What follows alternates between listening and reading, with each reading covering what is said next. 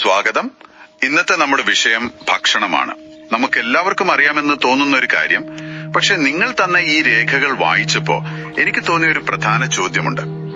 നമ്മുടെ ശരീരം ആരോഗ്യത്തിന്റെ കാര്യത്തിൽ നമ്മുടെ ഒരു സുഹൃത്താണോ അതോ ശത്രുവാണോ? ഈ രേഖകൾ അനുസരിച്ച് ഉത്തരം പൂർണ്ണമായും നമ്മൾ എന്ത് കഴിക്കുന്നു എന്നതിനെ ആശ്രയിച്ചിരിക്കും.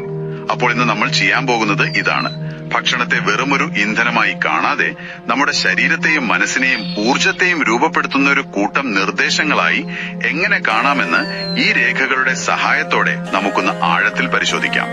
വളരെ ശരിയായ ഒരു തുടക്കമാണത്. കാരണം ഈ രേഖകൾ ഭക്ഷണത്തെ സമീപിക്കുന്നത് തന്നെ ആ ഒരു രീതിയിലാണ്.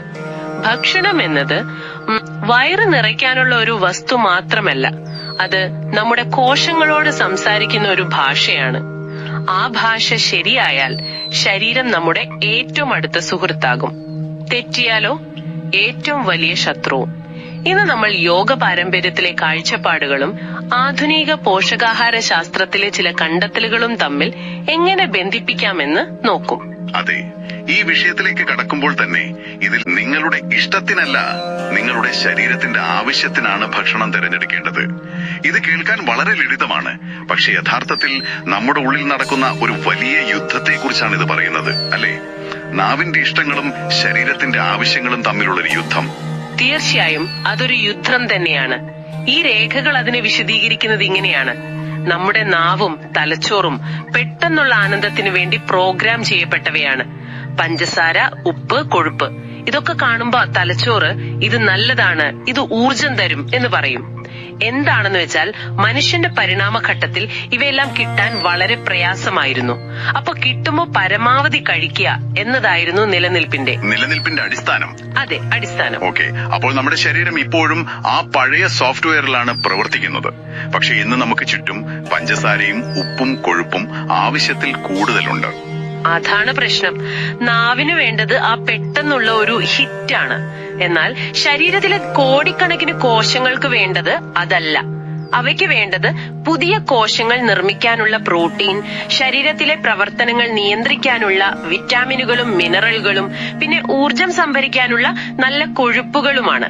ഈ രേഖകൾ പറയുന്നതനുസരിച്ച് നമ്മൾ അനുഭവിക്കുന്ന പല രോഗങ്ങളുടെയും അടിസ്ഥാന കാരണം ഈ നാവും ശരീരവും തമ്മിലുള്ള ഒരു ആശയക്കുഴപ്പമാണ്.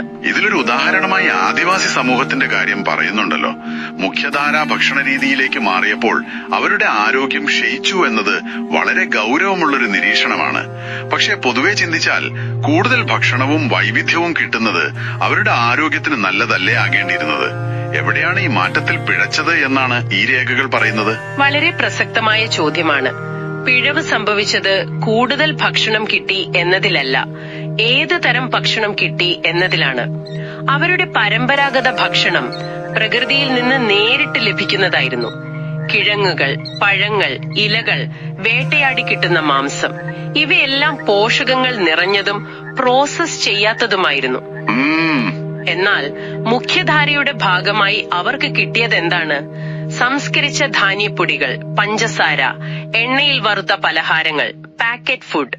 കലോറി കൂടുതൽ കിട്ടി, പക്ഷെ ശരീരത്തിന് ആവശ്യമായ സൂക്ഷ്മ പോഷകങ്ങൾ, അതായത് മൈക്രോ ന്യൂട്രിയൻസ് ഒന്നും കിട്ടിയില്ല. ഫലത്തിൽ വയറ് നിറഞ്ഞിരിക്കുമ്പോഴും അവരുടെ ശരീരം ഒരു തരം പട്ടിണിയിലായിരുന്നു. അപ്പോൾ ശരീരം ആവശ്യപ്പെടുന്ന സിഗ്നലുകൾ നമ്മൾ എങ്ങനെയാണ് തിരിച്ചറിയുക? നാവിന്റെ കൊതിയെ മറികടന്ന് ശരീരത്തെ കേൾക്കാൻ പഠിക്കുക എന്നത് അത്ര എളുപ്പമുള്ള കാര്യമല്ലല്ലോ. ഒരുപക്ഷെ യോഗ പാരമ്പര്യത്തെക്കുറിച്ചുള്ള ഭാഗം ഇതിന് സഹായിക്കുമായിരിക്കും.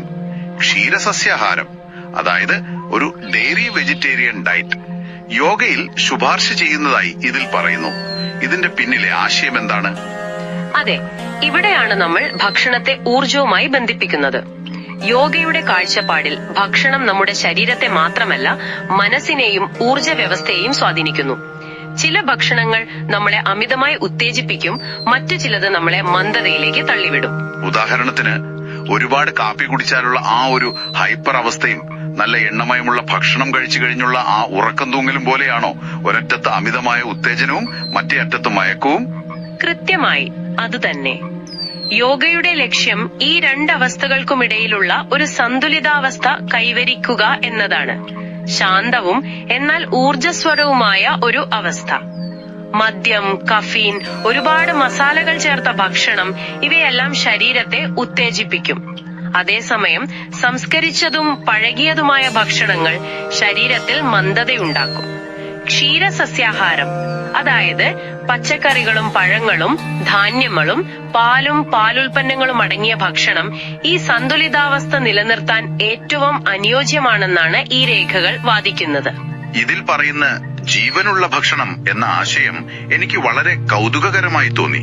പാചകം ചെയ്യുമ്പോൾ ഭക്ഷണത്തിലെ ജീവൻ ഒരു പരിധിവരെ നശിക്കുന്നു എന്ന് പറയുന്നു.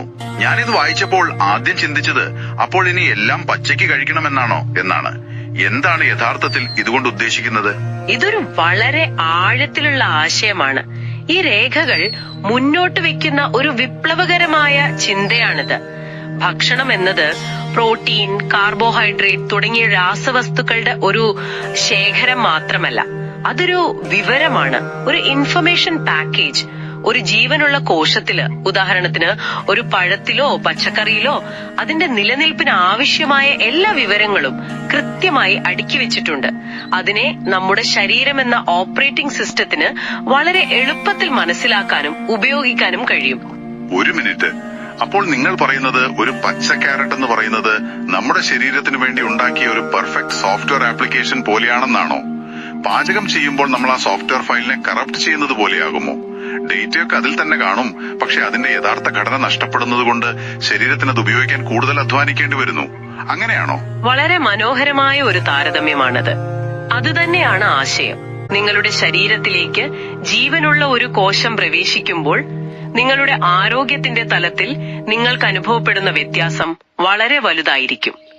പാചകം ചെയ്യുമ്പോൾ, പ്രത്യേകിച്ച് അമിതമായി വേവിക്കുമ്പോൾ, ഭക്ഷണത്തിലെ ജീവൻ മാത്രമല്ല അതിലെ പല പോഷകങ്ങളും എൻസൈമുകളും നഷ്ടപ്പെടുന്നു.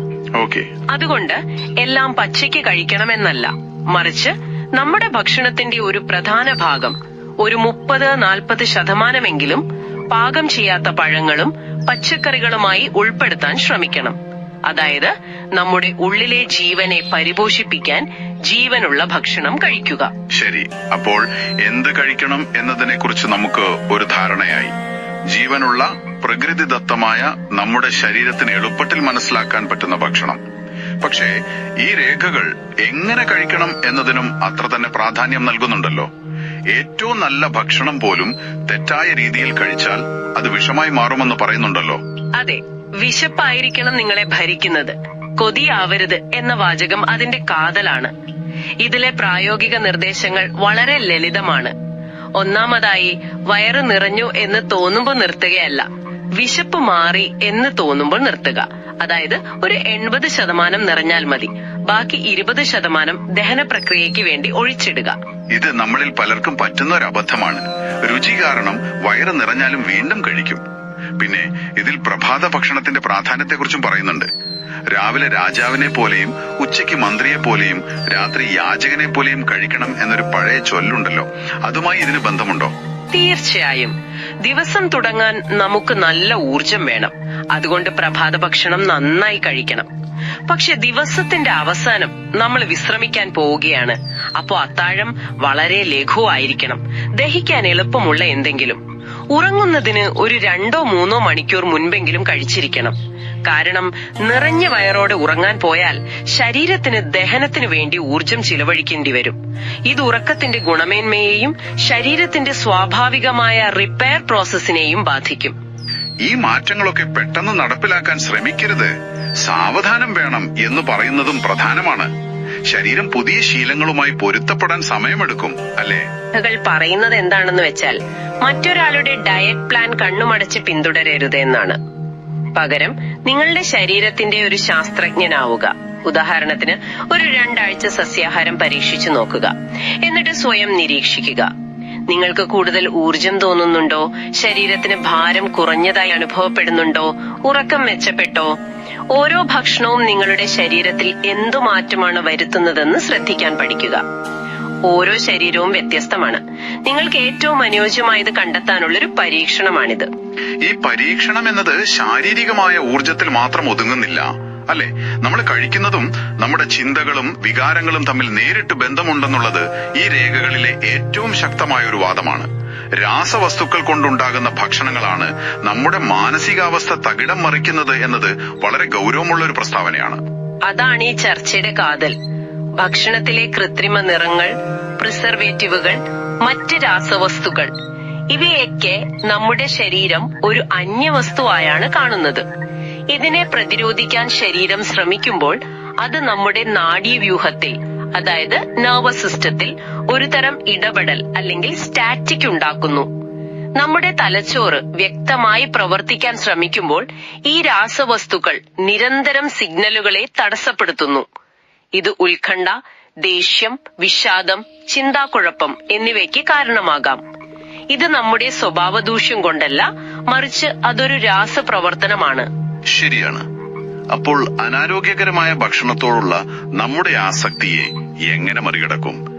ഈ രേഖകളിൽ പറയുന്നത് നമ്മുടെ 90% പ്രവൃത്തികളും ശീലങ്ങളെ അടിസ്ഥാനമാക്കിയുള്ളതാണെന്നും ഈ ദുശീലങ്ങളെ മറികടക്കാൻ വെറും ഇച്ഛാശക്തി, വിൽ പവർ മാത്രം പോരാ എന്നുമാണ്.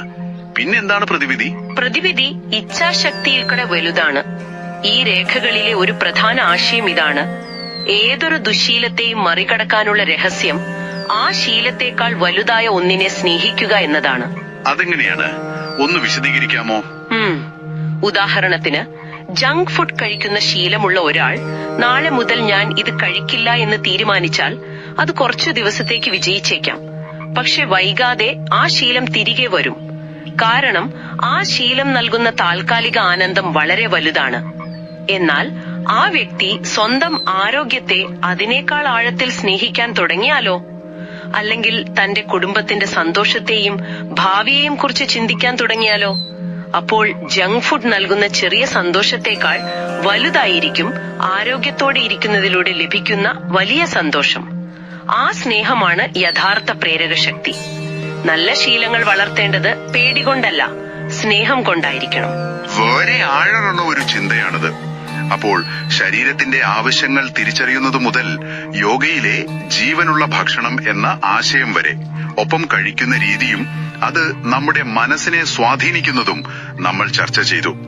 ഈ രേഖകളിലെ പ്രധാന സന്ദേശം വ്യക്തമാണ്: നമ്മുടെ നാവിനെ മാത്രമല്ല, നമ്മുടെ ശരീരത്തെയും കേൾക്കാൻ പഠിക്കുക. നമ്മൾ ഓരോരുത്തരും നമ്മുടെ ശരീരത്തിന്റെ ഭാഷ പഠിക്കാനുള്ള ഒരു ക്ഷണമാണിത്. തീർച്ചയായും ആരോഗ്യമുള്ള ഒരു ശരീരം മാത്രമല്ല, ശാന്തവും വ്യക്തവുമായ ഒരു മനസ്സും രൂപപ്പെടുത്താനുള്ള ഏറ്റവും ശക്തമായ ഒരു ഉപാധിയാണ് ഭക്ഷണം. ഇത് ബോധപൂർവമായ തിരഞ്ഞെടുപ്പുകളെ കുറിച്ചാണ്. പോകുന്നതിന് മുൻപ് ഒരു ചിന്ത പങ്കുവയ്ക്കാം. ഈ രേഖകൾ നമ്മുടെ ശരീരത്തെ കോടിക്കണക്കിന് കോശങ്ങൾ ചേർന്ന ഒരു അത്ഭുത യന്ത്രം എന്നാണ് വിശേഷിപ്പിക്കുന്നത്. നമ്മൾ അടുത്ത തവണ ഭക്ഷണം കഴിക്കാൻ ഇരിക്കുമ്പോൾ എനിക്ക് എന്താണ് കഴിക്കാൻ ഇഷ്ടം എന്ന് ചോദിക്കുന്നതിന് പകരം, എന്റെ ശരീരത്തിലെ ഈ കോടിക്കണക്കിന് കോശങ്ങൾക്ക് ഇന്ന് ഞാൻ എന്ത് നിർദ്ദേശങ്ങളാണ് നൽകാൻ പോകുന്നത് എന്ന് സ്വയം ചോദിച്ചാലോ? ആ ഒരൊറ്റ ചോദ്യം നമ്മുടെ പ്ലേറ്റിലെ ഭക്ഷണത്തെയും ഒരുപക്ഷെ നമ്മുടെ ജീവിതത്തെ തന്നെയും എങ്ങനെ മാറ്റിമറിക്കും.